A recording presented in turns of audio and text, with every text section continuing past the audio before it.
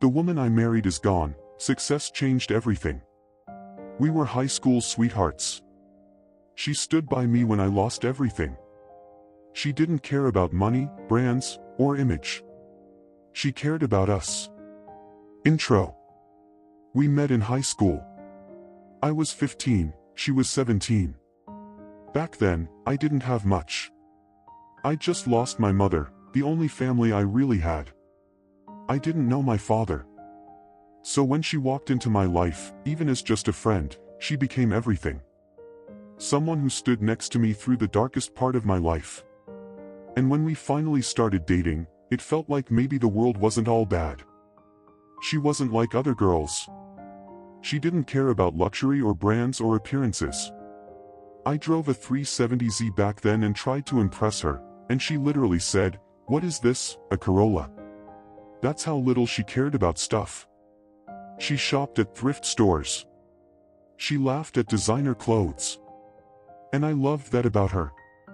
It made me feel grounded, like she saw the world the way I did, simple, real, honest.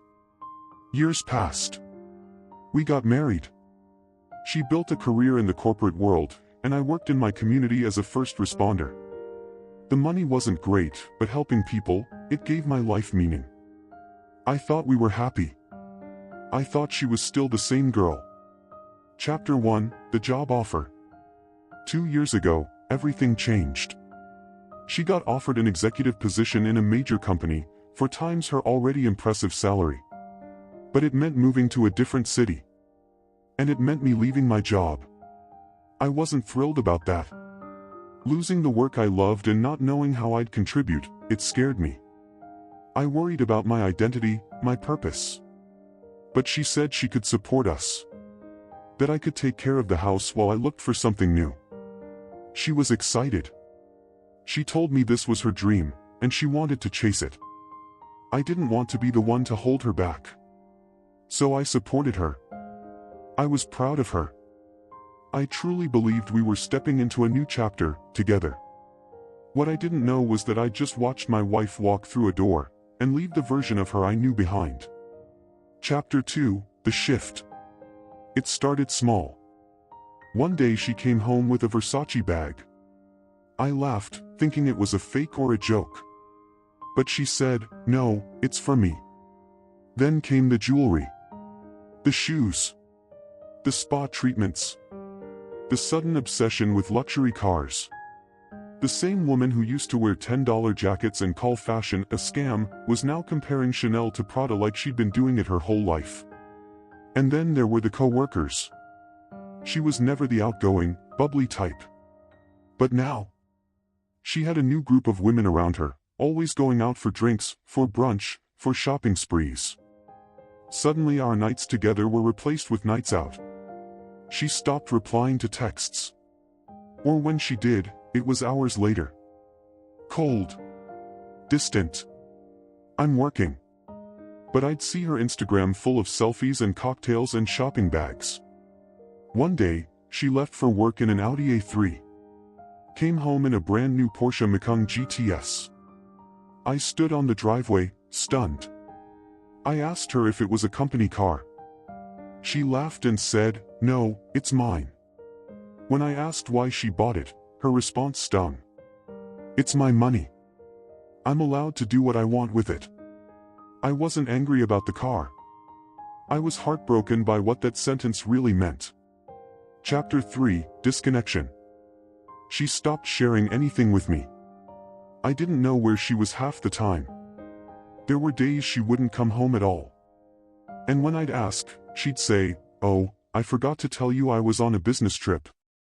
Like I didn't matter. Like I was just background noise in her life. She was gone more than she was home. But even when she was home, she wasn't present. We didn't talk. We didn't laugh. We didn't connect. I was invisible in my own marriage. I kept telling myself it was a phase. That the pressure of the job would pass. That the woman I married was still in there, just buried beneath deadlines and stress. But then came the day that finally broke me. Chapter 4, The Restaurant Incident. She invited me to lunch with her coworkers. That alone made me happy. It felt like we were finally reconnecting. She left earlier to prep for a meeting, and I followed a couple hours later. I put on my nicest shirt, combed my hair, shaved, drove over in my Renault Clio, my modest, reliable little car.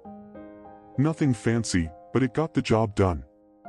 When I pulled into the restaurant parking lot, I saw her through the window. She caught sight of my car, and I swear her expression changed like she'd seen a crime. She rushed out of the restaurant, pulled me aside and hissed, "Why did you park that in front of the building? You embarrassed me." She was furious. Told me to move the car. Said it wasn't appropriate for the kind of people she was dining with. That it made her look cheap. I stood there, stunned. I didn't know what to say. So I just nodded and moved the car around the corner. I sat through that entire lunch like a ghost. Everyone else laughed, shared stories, toasted. And I just faded. Chapter 5, The New Reality. She's not the woman I married. That's just the truth. She wanted children.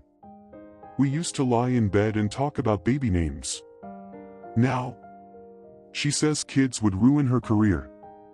Says she doesn't want to give up momentum. She wanted to travel with me.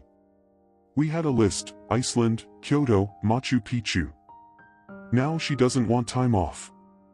I can't afford distractions, she says. I don't know this person. I've tried to talk to her. Begged her to hear me out.